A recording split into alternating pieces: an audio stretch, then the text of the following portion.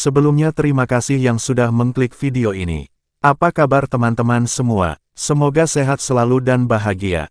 Di sini kita akan membahas suatu kejadian yang pernah terjadi di dunia nyata, yang akan kita rangkum menjadi sebuah alur cerita. Perberitaan saat ini hanya merujuk pada kasus cinta segitiga yang berujung maut, yang dilakukan oleh istri sah kepada selingkuhan suaminya. Kejadian ini terjadi pada Selasa tanggal 29 April tahun 2022. Sebagai istri sah diketahui menghabisi nyawa dini gadis asal Cengkareng, Jakarta Barat di kawasan Cibubur, Kota Bekasi, Jawa Barat. Pembunuhan tersebut bermula dari ajakan buka bersama yang diketik pelaku menggunakan ponsel suaminya. Perkenalkan, Dini Nurdiani ialah sesosok perempuan cantik, yang berusia 26 tahun. Dini Nurdiani juga bekerja di Plaza Bank Mandiri, Jakarta Pusat. Ia bekerja sebagai cleaning service. Saat itu Dini masih single atau belum menikah. Pada saat bekerja, Dini memiliki rekan kerja yang salah satunya yang bernama Ivan Dwi Gusmanto, yang berumur 27 tahun. Saat itu, Ivan sudah berstatus menikah yang sudah dikaruniai 3 orang anak. Diketahui ketiga anaknya masih kecil, yang pertama masih berumur 5 tahun, yang kedua masih 2 tahun 6 bulan, dan yang bungsu masih berumur 1 tahun.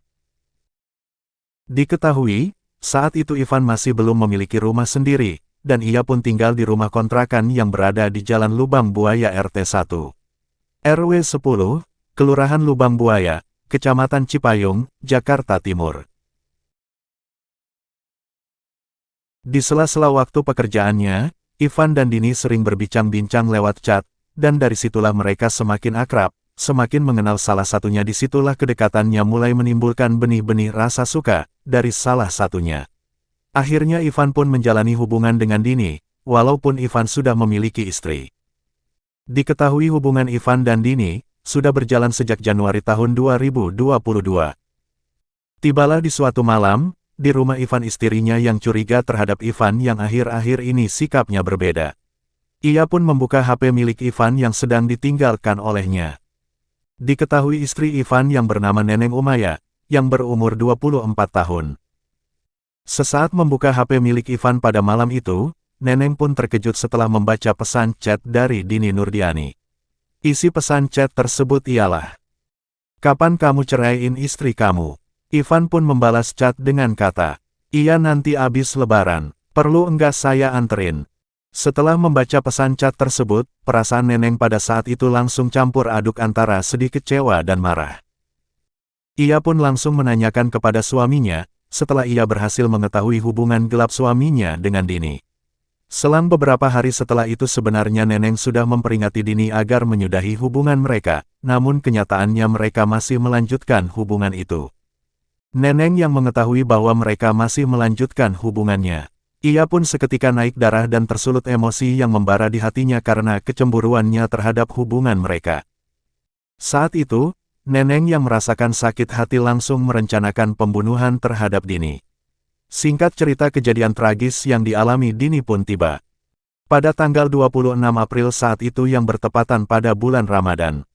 Neneng meminjam HP milik suaminya untuk mengontak Dini, di situ Neneng mengajak untuk berbuka puasa bersama. Pada saat itu Dini tidak mengetahui bahwa yang mengajak adalah istri sahnya.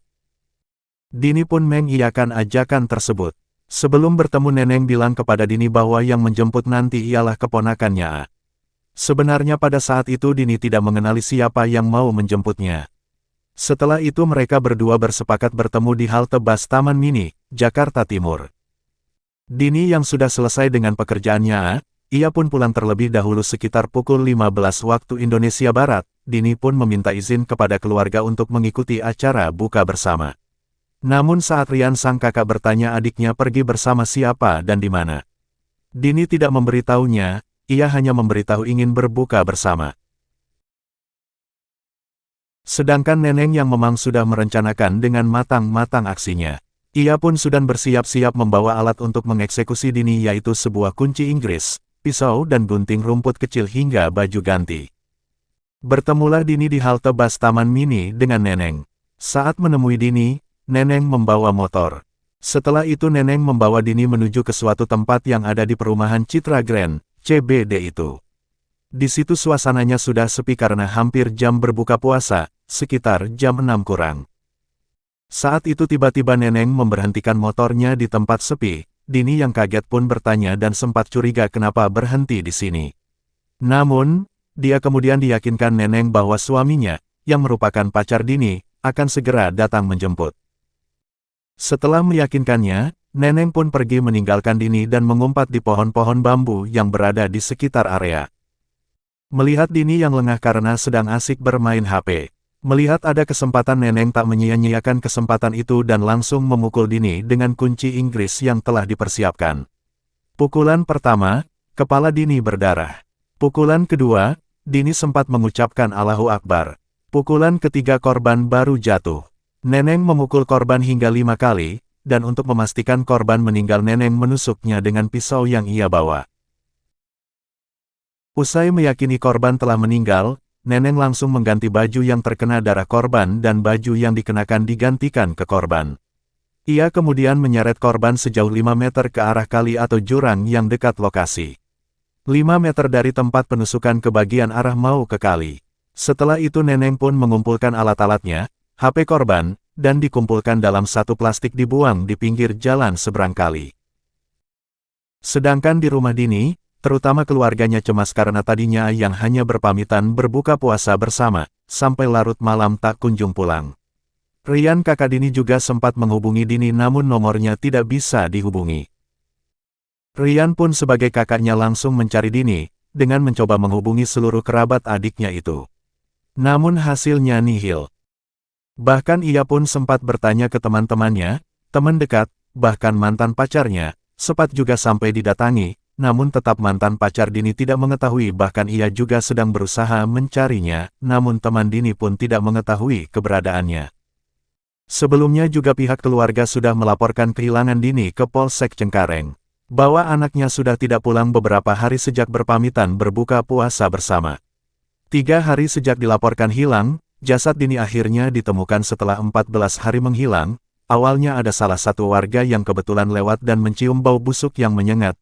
Ia pun mencari sumber bau, dan menemukan sesosok jasad, di lahan kosong kompleks perumahan CBD Cibubur, Bekasi, pada Jumat tanggal 13 bulan Mei tahun 2022.